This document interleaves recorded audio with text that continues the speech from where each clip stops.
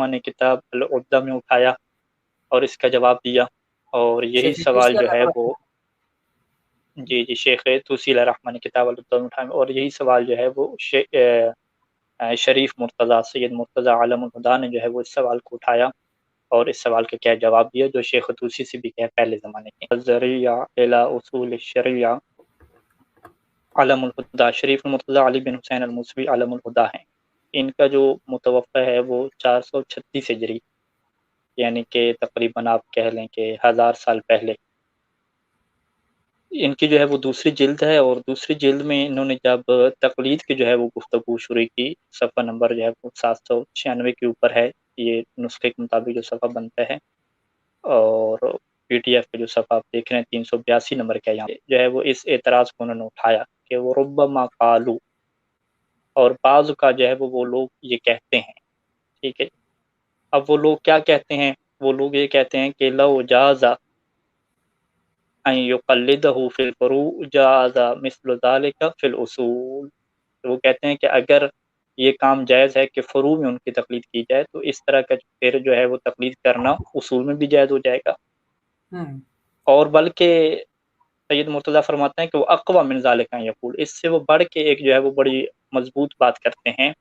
وہ یہ بات کیا کرتے ہیں کہ قد علمنا ان العام لا يجوز ان يقلد فی اصول الدین كالتوحید والعدل والنبوۃ، کہ عامی کے لیے جائز نہیں ہے کہ وہ اصول دین میں تقلید کرے، یعنی توحید، عدل اور نبوت میں تقلید وہ نہیں کر سکتا۔ بل لا بد، بلکہ یہ چیز جو ہے وہ ضروری ہے۔ کیا ضروری ہے؟ کہ ان یکون بذالک عالما، کہ وہ اس چیز کا کیا ہونا چاہیے؟ عالم ہونا چاہیے۔ اب دیکھیں استدلال کہاں سے شروع ہوتا ہے کہ وَمَن یتمکن من العلم بهذه الاصول، اور جو بندہ اس بات کی قدرت رکھتا ہے کہ ان اصول کا علم حاصل کر لے، یعنی اصول دین کا علم حاصل کر سکتا ہے بغیر تقلید کے، جبکہ صورتحال کیا ہے؟ علی کثرت شبہات فیہا، کہ ان کے اندر شبہات بھی بہت زیادہ ہیں۔ تو جو اصول دین میں زیادہ شبہات کے باوجود ان کا علم حاصل کر سکتا ہے تو پھر نتیجہ کیا نکلے گا؟ لابد ان یکون متمکنا من العلم باحکام الحوادث، بس ضروری ہے کہ وہ بندہ پھر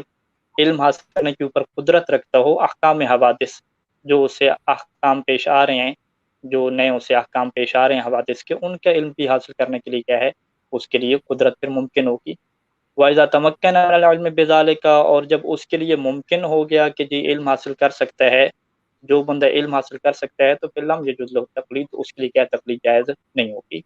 یعنی یہاں پہ اس اللہ یاری صاحب کا جو مشہور قیاس ہے اس کو بھی جو ہے وہ سید مرتضیٰ عالم الہدیٰ نے 1000 سال پہلے بیان کیا کہ بھئی جب آپ یہ کہتے ہیں کہ اصول کے اندر ایک بندہ علم حاصل کر سکتا ہے اور دلیل سے جو ہے وہ اس کا عقیدہ رکھ سکتا ہے، تو پھر وہ احکام حوادث کے اوپر بھی جو ہے وہ دلیل کے ذریعے سے کیا علم رکھ سکتا ہے، اور جب احکام حوادث کے اندر بھی دلیل کے ذریعے سے علم رکھ سکتا ہے، اصول کے اندر بھی رکھ سکتا ہے، پھر دونوں برابر ہو گئے۔ جب دونوں برابر ہو گئے تو جب وہاں پہ تقلید جائز نہیں ہے اصول دین میں، تو پھر فروعی دین میں کیا تقلید جائز کیسے نہیں ہوگی؟ اگلے صفحے پہ جب جواب شروع ہوتے ہیں کہ اما حمل الاصول الفروع، یہاں سے جو ہے وہ جواب شروع ہو رہا ہے اس جو اعتراض کیا گیا اس کے اوپر۔ یہ جو آپ اصول کو فروع کے اوپر حمل کرتے ہیں، یعنی اصول کو فروع کے اوپر جو آپ قیاس کرتے ہیں اور ایک جیسی چیز بناتے ہیں، فغیر صحیح، تو آپ کی یہ بات کرنا کیا ہے؟ صحیح نہیں ہے۔ اصول کو فروع کے اوپر قیاس کرنا یہ ایک جیسا نہیں ہے۔ اس کی وجہ کیا بیان کرتے ہیں؟ اس کی وجہ یہ بیان کرتے ہیں کہ لأن تقلید المستفتی للمفتی انما جاز لأن له طریقا علی العلم بحسن ذلك ووجوبه، کہ مستفتی کے لیے مفتی کی تقلید کرنا کیوں جائز تھا؟ کیونکہ جی اس کے پاس ایک رستہ موجود تھا، دلیل موجود تھی کہ یہ کام کرنا اس کے لیے اچھا ہے اور یہ کام کرنا اس کے لیے واجب ہے۔ والتقلید فی الاصول غیر مستند الی طریقۃ علم تقدمت یؤمن بها من الاقدام علی القبیح، کہتے ہیں کہ جو اصول کے اوپر تقلید ہوتی ہے، یعنی عقائد میں تقلید ہوتی ہے، وہ ایسے طریقہ اور ایسے علمی دلیل کی طرف استناد نہیں رکھتی کہ جو ہم نے پہلے گزر چکے ہیں۔ وہ انہوں نے پہلے جو ہے وہ اس سوال کا کیا جواب دیا کہ بھئی دو باتوں میں جو ہے وہ بہت ہی بنیادی طور پہ کیا فرق ہے۔ یہ وہ پہلا حصہ ہو گیا کہ پہلے سے انہوں نے یہ بتایا کہ بھئی تقلید جو فروع ہے اس کے اوپر ہمارے پاس دلیل موجود ہے، جبکہ جو اصول میں تقلید ہے اس کے اوپر ہمارے پاس دلیل موجود نہیں ہے، لہذا دونوں کو ایک جیسا قیاس کرنا درست نہیں ہے۔ اچھا، اس کے بعد جو اللہ یاری والی مشہور بات ہے کہ اذا امکن یعلم الاصول و اغمز، کہ ایک بندے کے لیے جب ممکن ہے کہ عقائد کا اور اصول کا علم حاصل کر سکے، جبکہ یہ زیادہ کیا ہیں، دقیق ہیں اور اغمز ہیں اور گہرے ہیں، تو یہ علم حاصل کرنا کیا ہے، فلا بد ان یکون متمکنا من العلم باحکام الفروع، بس یہ کہنا پڑے گا کہ وہ پھر فروع کا علم حاصل کرنے کے اوپر بھی کیا رکھتا ہے، قدرت رکھتا ہے۔ کہتے ہیں یہ جو ان کا دلیل استدلال کم کرنا ہے، فغلط، یہ بات کیا ان کی بالکل کیا غلط ہے۔ اس کی وجہ کیا ہے؟ اس کی وجہ یہ ہے کہ لأن العلم بالاصول من التوحید والعدل وما الحق بہما، کیونکہ اصول کا جو علم حاصل کرنا ہے، توحید ہو یا عدل ہو یا جو ہے وہ ان کے ساتھ جو چیزیں ملحق ہوتی ہیں دیگر احکام، یمکن ان یعلم علی جہت الجملہ من اخذر الوجوہ واقربها، یہ انسان کے لیے ممکن ہے کہ ان چیزوں کو انسان حاصل کرے، اور حاصل کرنے کے لیے اکثر الوجوہ، یعنی چھوٹی سی مختصر سی دلیل کے ذریعے سے، مختصر سی وجہ کے ذریعے سے اور قریب ترین وجہ کے ذریعے سے وہ ان چیزوں کا کیا علم حاصل کر سکتا ہے۔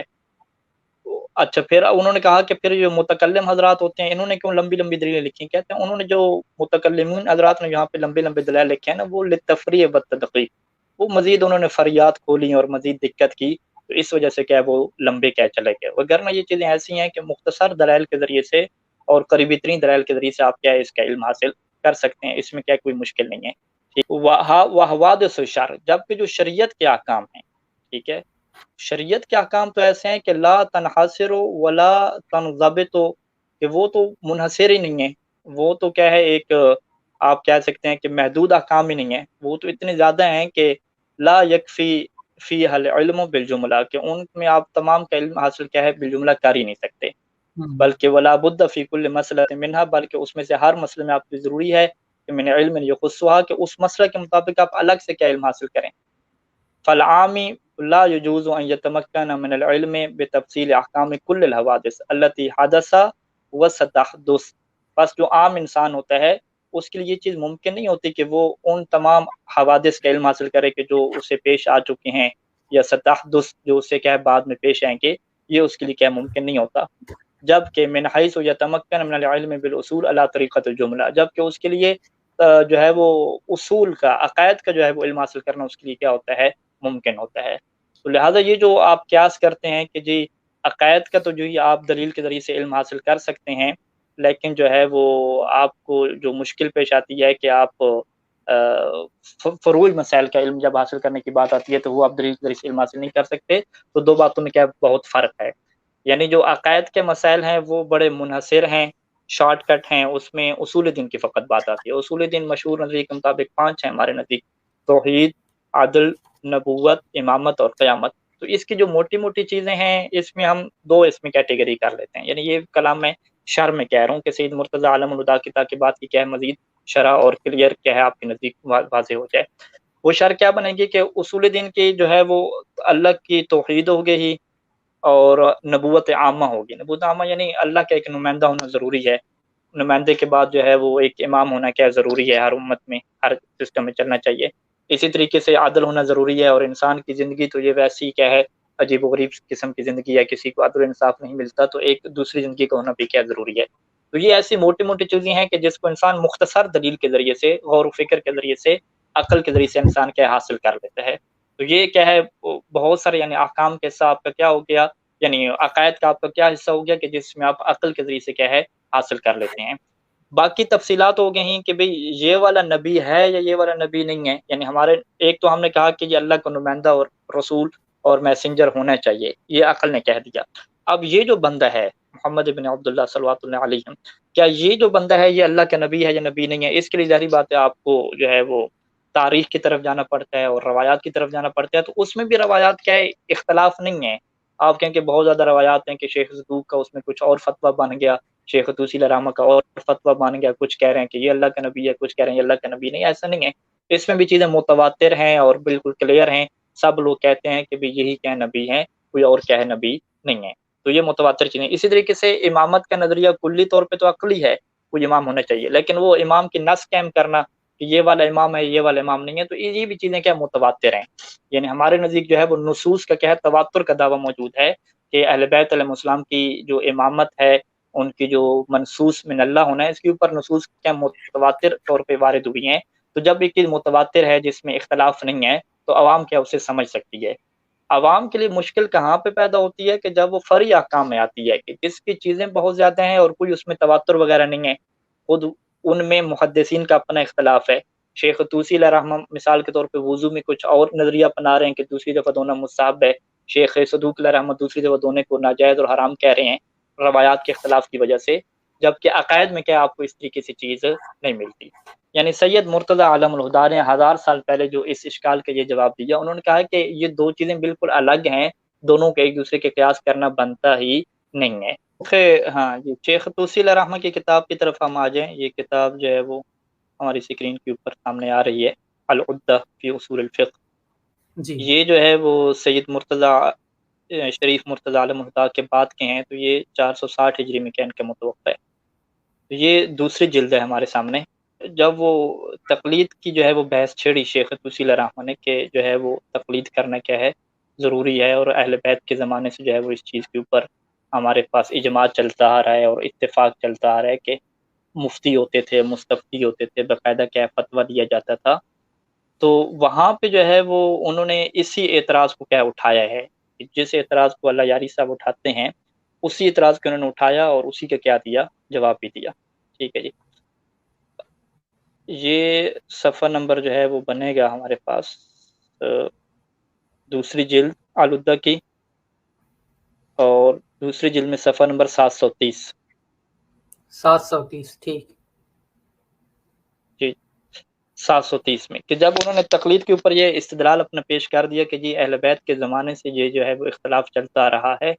کہ جو ہے وہ لوگ علماء کی طرف رجوع کرتے تھے، ان سے فتویٰ لیا کرتے تھے اور ان کو کیا فتویٰ بیان کر دیتے تھے اور اس کے اوپر عمل کرتے تھے۔ تو اس پر ہم نے واضح طور پہ بیان کیا تھا کہ اللہ یاری صاحب یہاں پہ ایک شبہ اور غلط فہمی یا جو بھی کہہ دیں وہ پیدا کرتے ہیں کہ جی فتویٰ سے مراد ان کی حدیث تھی، جبکہ اس سے پہلے شیخ طوسی علیہ رحمہ واضح کر چکے ہیں کہ ہماری حدیث مراد نہیں ہے بلکہ قول مجتہد کیا اس سے مراد ہے۔ ٹھیک ہے جی، بالکل ہاں اب یہاں پہ جو ہے وہ جب بات پوری ہوئی تو انہوں نے کہا فَإِنْ قِيلَ، کہ اگر کوئی کہنے والا یہ اعتراض کرے کہ کما وجدناہم یرجعون الی العلماء فیما طریقہ فیما طریق الاحکام الشرعیہ، کہ جس طریقے سے ہم نے کہا کہ وہ اپنے علماء کی طرف جاتے تھے، وہ جو احکام شرعیہ میں جو انہوں نے رستہ اپنانا ہوتا تھا اس میں وہ جاتے تھے علماء کی طرف، تو وجدناہم ایضا کانوا یرجعون الیہم فی اصول دیانات، تو ہم جو ہے وہ لوگوں کو یہ بھی دیکھتے ہیں کہ وہ جو دین کے اصول ہوتے ہیں، عقائد ہوتے ہیں، جو ہے وہ ان کی طرف بھی وہ پھر علماء کی طرف رجوع کرتے تھے اور ان سے جا کے عقیدہ پوچھ لیتے تھے، دلیل تو نہیں پوچھتے تھے۔ اور درست ولم نعرف احد من الائمۃ علیہم السلام، اور ہم ائمہ علیہم السلام میں سے کسی کو یا کسی جو ہے وہ عالم کو نہیں دیکھتے کہ انہوں نے اس چیز کا کیا کیا ہو، انکار کیا ہو اور کہا ہو کہ جی تمہارا طریقہ کیا ہے، غلط ہے۔ ٹھیک ہے، تو اگر آپ کا یہی استدلال ہے شیخ طوسی علیہ رحمہ کہ بھئی اہل بیت کے زمانے میں یہ کام چلتا آ رہا ہے اور اہل بیت نے اس کو غلط نہیں کہا، جس طرح آپ نے فتویٰ کے بارے میں کہا کہ لوگ فتویٰ لے کے عمل کیا کرتے تھے، تو یہ کام تو پھر اصول دیانات میں بھی چلتا آ رہا ہے، اصول میں کیا چلتا آ رہا ہے، تو لہٰذا یہ دلیل کیا نہیں بنے گی، بس ثابت کیا ہوگا کہ ولم یدل ذالک، یہ لہٰذا دلیل نہیں بنے گی کہ علی انہ یسوغ تقلید العالم فی الاصول، کہ پھر آپ کے لیے کیا ہو جائے گی، عالم کی تقلید کرنا اصول میں کیا ہو جائے آپ کے لیے جائز ہو جائے، یہ اس چیز کو یہ چیز کیا ثابت نہیں کرتی، جائز نہیں قرار دیتی۔ ٹھیک ہے، تو انہوں نے جو ہے وہ ایک اعتراض رکھا، تو اب یہاں اعتراض کا جو ہے وہ جواب شیخ طوسی علیہ رحمہ یہاں سے شروع کرتے ہیں کہ قیل لہ، ہم ان کو کیا جواب دیں گے کہ لو سلمنا انہ لم ينکر احد منہم ذالک، کہ اگر ہم آپ کی بات تسلیم بھی کر دیں کہ اہل بیت علیہ السلام میں سے علماء میں سے کسی نے اس طریقے کا جو ہے وہ انکار نہیں کیا، تو اس کے باوجود بھی آپ کی یہ جو بات ہے لم یطعن ذالک فی ھذا الاستدلال، جو ہم نے استدلال پیش کیا ہے اس کے اندر یہ تان پیدا نہیں کرے گی، مشکل پیدا نہیں کرے گی۔ وجہ کیا ہے کہ لأن علی بطلان تقلید فی الاصول ادلۃ عقلیہ و شرعیہ من کتاب سنہ وغیر ذالک، کیونکہ یہ طریقہ تو موجود ہے لیکن اس سے ہٹ کے ہمارے پاس اصول کے اندر جو ہیں وہ تقلید کے باطل ہونے کے اوپر ادلہ عقلی بھی ہیں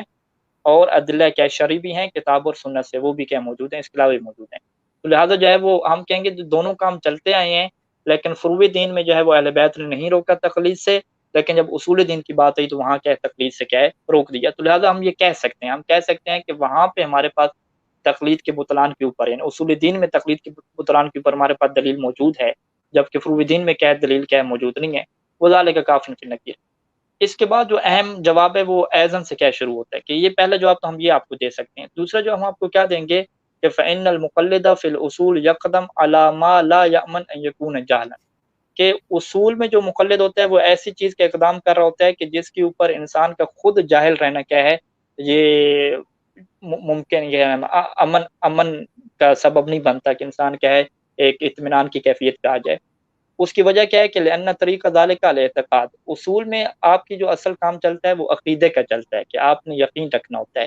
والمعتقد لا يتغیر فی نفسی عن صفت الی غیرہ، اور جو بندہ عقیدہ رکھ رہا ہے اس کے جو نفس میں ہے کوئی تبدیلی پیدا نہیں ہوتی کہ وہ یقین سے جو ہے وہ یقین کی منزل پہ آ رہا ہے یا نہیں آ رہا، کوئی تبدیلی پیدا نہیں ہوتی۔ کیوں؟ کیونکہ وہ تقلید کر رہا ہے۔ جب وہ دوسرے کی تقلید کر رہا ہے تو اب اس کے اندر کیا چیز پیدا ہوگی؟ نہ اسے دلیل کا پتہ، نہ اسے استدلال کا پتہ، لہذا اس کے نفس میں اعتقاد پیدا نہیں ہوگا۔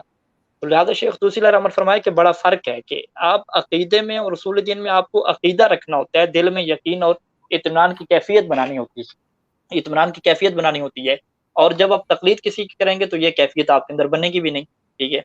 لیکن ولیس کذالک فی شریعت، لیکن شریعت میں یہ بات نہیں کی گئی کہ آپ جو ہے وہ باقاعدہ دل میں اس کے اوپر عقیدہ بھی بنائیں کہ یہ کام جو ہے وہ ضروری ہے کہ ہونا چاہیے اور اس کے اوپر اطمینان حاصل کریں۔ اس کی وجہ کیا ہے کہ شرعی احکام جو ہے وہ مسالے کے تابع ہیں، ولا یمتنع، اور یہ چیز کیا ہے ہم کہتے ہیں محال نہیں ہے کہ ان یکون من مصلحتہم تقلید العالم، کے لوگوں کی اس میں مصلحت کیا ہو کہ وہ عالم کی تقلید کریں، فی جمیع تلک الاحکام، تمام شرعی احکام میں کیا ہے وہ تقلید کریں۔ یہ کیا ہے ہم کہتے ہیں کہ یہ چیز مصلحت کا تقاضا ہو سکتی ہے، کیونکہ تمام لوگ کیا ہے اس میں علم حاصل کرنا ان کے لیے مشکل ہو سکتا ہے، کہ ہو سکتا ہے اس میں مصلحت اللہ نے یہ رکھی ہو کہ ہر کوئی جو ہے وہ علمی طور پہ قلبی طور پہ یقین کی کیفیت تک نہ بھی پہنچے، کسی جو ہے وہ صاحب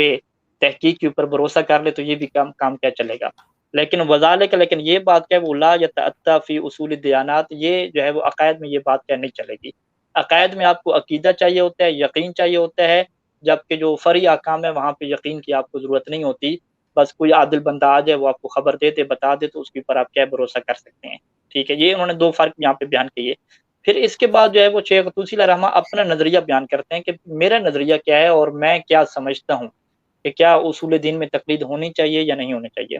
کہتے ہیں کہ ان الذی یقوی فی نفسی، وہ چیز جو میرے اندر بڑی مضبوط طریقے سے پیدا ہوتی ہے کہ ان المقلد للمحق فی اصول الدین، وہ بندہ جو تقلید کرتا ہے اس بندے کی کہ جو حق عقیدہ رکھتا ہے اصول دیانات میں، یعنی جو اصول دین میں حق عقیدے کے اوپر ہے، حق عقیدہ رکھنے والے کی کوئی بندہ آ کے تقلید کرتا ہے، وہ ان مختن فی تقلیدی، میں کہتا ہوں کہ اگرچہ اس نے تقلید کر کے خطا کی ہے لیکن یہ ایک ایسی خطا ہے کہ غیر مؤاخذ بہ، جس کے اوپر اس کا مواخذہ نہیں ہوگا، وانہ معفو عنہ، اور یہ اس کی خطا کیا ہو جائے گی، معاف ہو جائے گی۔ یعنی فرض کریں کہ ایک بندہ آتا ہے وہ مولا عباس کی تقلید کرتا ہے، مولا امیر المومنین اسلام کی ولایت کو قبول کرنے کے لیے، دلیل وغیرہ نہیں مانتا، وہ کہتا ہے یہ مولا عباس، آپ کہتے ہیں کہ مولا علی علیہ السلام جو ہے وہ خلیفہ بلا فصل ہیں، وہ کہتے ہیں کہ ہاں خلیفہ بلا فصل ہیں، یہ میرا نظریہ ہے، تو وہ کہتے ہیں کہ چلیں جی میں بھی آپ کی کیا تقلید کرتا ہوں، آپ کی بات پہ کیا بھروسہ کر لیتا ہوں، ٹھیک ہے جی۔ تو وہ شیخ طوسی علیہ رحمہ کیا فرما رہے ہیں کہ یہ تقلید جو اس نے کام کیا یہ خطا ہے، لیکن ایک ایسی غلطی ہے کہ غیر مؤاخذ بہ، جس کے اوپر اس کا مواخذہ نہیں ہوگا اور وہ کیا معاف ہو جائے گا، اور اس کا نظریہ بھی کیا صحیح بنے گا، اور وہ اس کے اوپر کیا دلیل بھی دیتے ہیں، وہ کہتے ہیں کہ یہ ایسی بات نہیں ہے کہ جو میرے ذہن میں فقط آ رہی ہو، بلکہ اس کے اوپر میرے پاس کیا دلیل بھی موجود ہے۔ وہ دلیل کیا ہے کہ وہ انما قلنا ذالک، کہ یہ جو بات میں آپ کو کہتا ہوں کس وجہ سے کہتا ہوں کہ لمثل ھذا طریقہ، اس کی دلیل وہی ہے کہ التی قدمناها، کہ جو ہم نے کیا پہلے بیان کی ہے، وہ دلیل کیا ہے کہ لانی لم اجد احد من الطائفہ ولا من الائمہ علیہم السلام، کہ میں جو ہے وہ تاریخ میں چلا جاؤں، حدیثوں میں چلا جاؤں، تو نہ میں شیعہ گروپ میں سے کسی ایک کو دیکھتا ہوں اور نہ ہی اہل بیت علیہ السلام میں سے کسی کو دیکھتا ہوں کہ قطع موالاتا، کہ انہوں نے جو ہے وہ اس بندے کی موالات کو چھوڑ دیا ہو، کہا کہ جی ہم تمہاری ولایت کو، ہم تمہاری جو عقیدہ ہماری ولایت کے رکھتے ہم نہیں مانتے، کس بندے کی کہ من سمع قولہم واعتقد مثل اعتقادہم، کہ جس نے یہ ان کی بات کو سنا اور سننے کے بعد ان کی عقیدے جیسا عقیدہ کیا اپنا لیا، بس فقط سننے سے کیا تقلید سے عقیدہ اپنا لیا، وَإِن لَمْ يَسْنِ ذَلِكَ إِلَىٰ حُجَّةِ عَقْلٍ أَوْ شَرْعٍ، اور اس میں اس نے جو ہے وہ کوئی دلیل اور استناد قائم نہیں کیا، نہ ہی اس کے پاس حجت عقلی تھی اور نہ ہی کیا حجت شرعی تھی، بس وہ اس نے کہا کہ یہ لوگ جو ہے وہ عقیدہ رکھے ہوئے ہیں تو میں بھی جو ہے وہ ان جیسا کیا عقیدہ رکھتا ہوں۔ تو اہل بیت علیہ السلام نے کہا ہو کہ جی تم نے یہ کام غلط کیا ہے، کہتے ہیں جی میں نے کسی بندے سے بھی اس چیز کے غلط ہونے کے اوپر کیا ہے کوئی بات نہیں سنی۔ تو یہ وہ شیخ طوسی علیہ رحمہ کا نظریہ ہمارے سامنے آتا ہے کہ تقلید کرنا ضروری ہے، لیکن اگر کوئی تقلید نہیں کرتا تو ایسا نہیں ہے کہ اس نے غلطی کر دی ہے، کہاں پہ اگر وہ اس بندے کی تقلید کرتا ہے کہ جو بندہ کیا ہے حق عقیدہ کیا رکھنے والا ہے۔ اور اسی چیز کو جو ہے وہ سید سستانی دامت ذل العالی نے بھی کیا اختیار کیا، یعنی سید سستانی کی اگر ہم جو ہے وہ ویب سائٹ پہ چلے جائیں تو استفتاء میں جو ہے وہ انہوں نے اس چیز کو واضح طور پہ بیان کیا ہے کہ اگر کوئی بندہ عقائد میں جو ہے وہ کسی ایسے بندے کی تقلید کرتا ہے کہ جس کے ہاں جو ہے وہ عقیدہ کیا ہے صحیح طور پہ ثابت ہے، یعنی جو صحیح عقیدہ رکھنے والا ہے، غلط عقیدہ رکھنے والا نہیں، صحیح عقیدہ رکھنے والی کی اگر کوئی بندہ تقلید کرتا ہے تو اس کا عقیدہ درست ہے اور اس کا کام کیا درست ہے، اس میں کوئی اس کا کیا مواخذہ وغیرہ نہیں ہوگا۔ ہاں تقلید واجب ہے، عقلی طور پہ ضروری ہے، واجب ہے، اس کو چاہیے یہ تھا کہ وہ دلیل کے ذریعے سے اس چیز کو حاصل کرتا ہے، لیکن اگر اس نے دلیل کے ذریعے سے حاصل نہیں کیا، کسی حق رکھنے والے عقیدے کی بات کر بھی لی ہے تو پھر بھی کیا اس کی مشکل نہیں ہے۔ چلیں نتیجتاً خلاصتاً میں آپ کی خدمت میں یہ عرض کروں گا کہ اصول دین میں تقلید کیوں نہیں ہے اور تقلید فروع دین میں کیوں ہے، اس پر آپ اگر تکملتاً ایک مختصر بیان اگر آپ فرمائیں تو بہت اچھا۔ علماء نے جو حوالہ جات دی ہیں اس کا بھی ایک جی میں خلاصہ۔ اس کا آخر کو خلاصہ ایک بیان کرتا ہوں تاکہ وہ چیز واضح ہو جائے۔ جی ٹھیک ہوگی، اگر ہم اس چیز کا کیا خلاصہ کریں تو اس چیز کا خلاصہ یہ بنتا ہے کہ سب سے پہلے تو اصول دین اور فروع دین کا آپس میں قیاس کرنا کیا ہے درست نہیں ہے، ٹھیک ہے جی۔ شیخ طوسی علیہ الرحمہ نے اس قیاس کو یوں بیان کیا کہ یہ درست نہیں ہے، اس کی وجہ کیا ہے کہ اصول دین میں ہم سے یہ ڈیمانڈ کی گئی ہے کہ آپ یقین کی منزل تک پہنچیں، اور یقین کی منزل تک انسان کسی کی تقلید کی وجہ سے کبھی بھی نہیں پہنچ سکتا۔ یقین کی منزل تک انسان تبھی پہنچ سکتا ہے کہ جب انسان خود کیا دلیل کے ذریعے سے آئے گا، دلیل کے ذریعے سے آئے گا پھر وہ یقین کے ذریعے سے پہنچے گا۔ جبکہ جو فرعی مسائل ہیں اس میں تو ایک راوی ثقہ ہے، قابل اعتماد ہے، تو اس کی بات سے ظاہری بات ظن حاصل ہوتا ہے، تو آپ اس کے اوپر بھی کیا بھروسہ کر سکتے ہیں۔ اسی وجہ سے یہ نظریہ ہمارے ہاں ہے کہ عقائد میں آپ کو متواتر روایت چاہیے ہوتی ہے، خبر واحد جو روایت ہے، صحیح سند روایت ہے، اس سے بھی کیا عقیدہ ثابت نہیں ہوتا، کیونکہ جو خبر واحد روایت ہے اس سے زیادہ ظن ثابت ہوتا ہے، کیونکہ آپ کہتے ہیں کہ یہ غیر معصوم راوی ہے اور اتنے زیادہ راوی بھی نہیں ہے کہ ہمیں یقین حاصل ہو جائے کہ واقعی امام معصوم نے یہی فرمایا ہے۔ ہاں یہ کیونکہ غیر معصوم ہے ہم اس کے اوپر بھروسہ کر سکتے ہیں، ہمیں یہ اجازت دی گئی ہے، یہ حجت ہے ہمارے نزدیک، تو حجت ہونے کی وجہ سے یہ نہیں ہے کہ اس کی بات جو ہے وہ 100% یقین کا کیا ہے فائدہ دے۔ ہاں حجت ہے، یعنی اگر غلطی ہوگی تو آپ اس میں آپ کی کیا ہو جائے گی، معافی ہو جائے گی۔ تو فقہ میں تو ایسے ہی چلتا ہے، یعنی فقہ میں ہر فرعی مسئلے کے اوپر آپ کے پاس یقین والی چیزیں نہیں ہیں۔ ہر فقہ میں جو فرعی مسائل ہیں اس میں آپ کے پاس کون سی چیزیں ہیں، آپ کے پاس زیادہ سے زیادہ اس میں چیزیں کیا ہیں، اخبار احاد ہیں، اور اخبار احاد میں بھی سکہ اور غیر سکہ بہت ساری روایات ہیں کہ جس میں قرائن و شواہد جمع کر کے آپ کیا ہے ایک عمل کی طرف کیا ہے واپس آتے ہیں۔ تو یہ جو ہے وہ پہلا فرق ہے کہ جس میں آپ یہ کہتے ہیں کہ عقائد اور جو شرعی احکام ہیں ان دونوں کو آپس میں قیاس کرنا درست نہیں ہے، اور اسی فرق کو شیخ طوسی علیہ الرحمہ نے بیان کیا۔ سید شریف مرتضی علیہ الرحمہ نے جو ایک اور فرق بیان کیا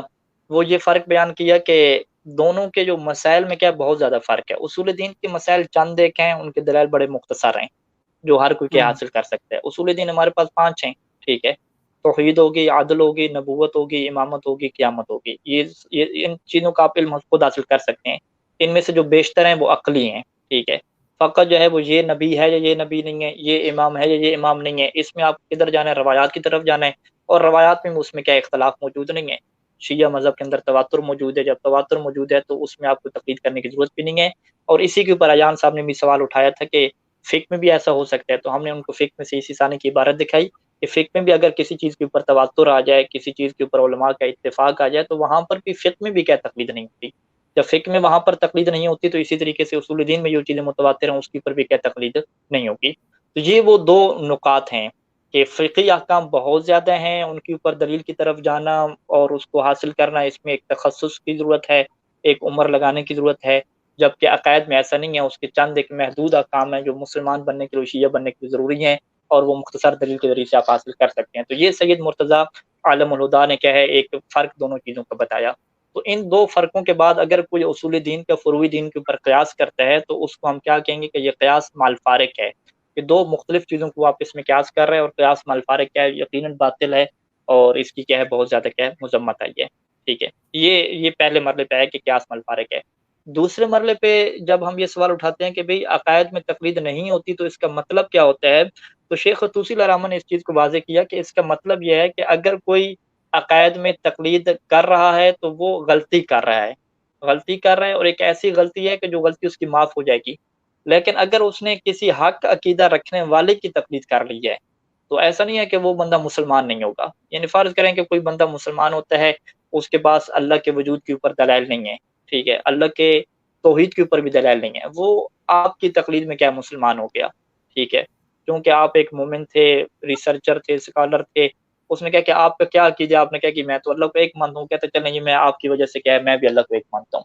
تو اب شیخ توسی علیہ الرحمٰن نے فرمایا کہ ایسا نہیں ہے کہ اس بندے کو آپ کہیں کہ یہ بندہ کافر ہے کیونکہ جی اس کے پاس دلیل نہیں ہے. نہیں، وہ مسلمان ہوگا، اس کے اوپر مسلمانوں نے احکام جاری ہوں گے. ہاں، یہ جو اس کا طریقہ کار ہے نا، یہ طریقہ کار غلطی وہ کر رہا ہے کہ اس میں وہ تقلید کر رہا ہے، لیکن یہ غلطی بھی ایسی ہے کہ جو معفو عنہ ہے، جو اس کی کیا معاف ہو جائے گی. اور اس کے اوپر ہم نے سید سیستانی کا موقع پیش فرمایا کہ سید سیستانی بھی یہی بات کرتے ہیں کہ تقلید کرنا واجب ہے، عقلی طور پہ ضروری ہے، لیکن اگر کوئی نہیں کرتا عقائد کے اندر اور کسی اہل حق رکھنے والے بندے کی تقلید کی وجہ سے صحیح عقیدہ اپنا لیتے ہیں تو اس کا عقیدہ وہ قبول کیا جائے گا، اس چیز کو کیا مان لیا جائے گا. اور شیخ طوسی علیہ الرحمٰن نے باقاعدہ اس کی اوپر دلیل بھی دی کہ اہل بیت علیہ السلام کے زمانے سے ہم نے کوئی کسی جو ہے وہ معصوم کو نہیں دیکھا، کسی بندے کو نہیں دیکھا کہ جس نے اس طریقے کی مخالفت کی ہو اور کہا ہو کہ ہم تمہاری ولایت کو نہیں مانتے، ہم تم نے جو ہماری موالات کا عقیدہ رکھتا ہے ہم اس کو نہیں مانتے کیونکہ تمہارے پاس کیا دلیل نہیں ہے. ایسا نہیں ہے. جو لوگ کسی کی تقلید میں کیا صحیح عقیدوں کی طرف جاتے تھے، اپناتے تھے، تو اس کو بھی کیا ہے مان لیا جاتا تھا. لہٰذا جب مان لیا جاتا تو ہم یہ کہہ سکتے ہیں کہ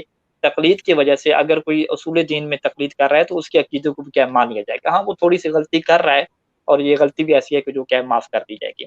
تو یعنی خلاصہ کلام کیا ہوا کہ ہم یہ نہیں کہہ سکتے کہ بالکل جو ہے وہ اصول دین میں تقلید حرام ہے، اگر آپ کریں گے تو گناہ گار ہو جائیں گے اور آپ کا عقیدہ قبول نہیں ہوگا اور آپ کچھ بھی نہیں کریں گے. ٹھیک ہے، یہ دو نکات ہو گئے. اور تیسرا پریکٹیکل جا کے کیا اپنی قوم میں دیکھ لیں کہ 9 سال کی بچی ہے، اس کے پاس اللہ کے وجود کے اوپر کتنے دلائل موجود ہیں، امام کی امامت کے اوپر کتنے دلائل موجود ہیں. تو پریکٹیکل وہ تقلید کرتی ہوئی آپ کو نظر آئے گی. خواتین آپ کی ہیں تقلید کرتی ہوئی نظر آئیں گی. ٹھیک ہے، بہت کم لوگ ایسے ہوتے ہیں کہ جن کے پاس کوئی دلائل ہوتے ہیں. اکثریت جو عوام کی ہے وہ اس میں تقلید کرتی ہوئی نظر آتی ہے. ہاں، اللہ کے مسئلے میں، توحید کے مسئلے میں ٹھیک ہے، ان کے پاس کچھ نہ کچھ دلائل ہیں. امامت کے مسئلے میں ہو گئے، نبوت کے مسئلے میں ہو گئے، تو اس میں کیا ہے وہ جو یہ والا نبی ہے یہ والا نہیں ہے، اس میں وہ یعنی ایک قسم کی تقلید ہے والدین کی اپنی. ٹھیک ہے، لیکن یہ تقلید کن لوگوں کی ہے جو حق عقیدہ کیا رکھنے والے ہیں. تو پریکٹیکل طور پہ اگر آپ دیکھیں تو عام طور پہ تقلید ہو رہی ہے اور آپ یہ نہیں کہہ سکتے کہ بہت جو ہے وہ لوگ دلائل کے ذریعے سے کیا اس طرف آ رہے ہیں. اور اگر اس کے دلائل ہیں بھی صحیح تو وہ سید مرتضی عالم اللہ والی بات ہے کہ بڑے مختصر قسم کے دلائل ہیں اور وہ ہو سکتا ہے کہ ہر کسی کے پاس کیا موجود ہوں، تو اس سے کیا کام چلایا جا سکتا ہے.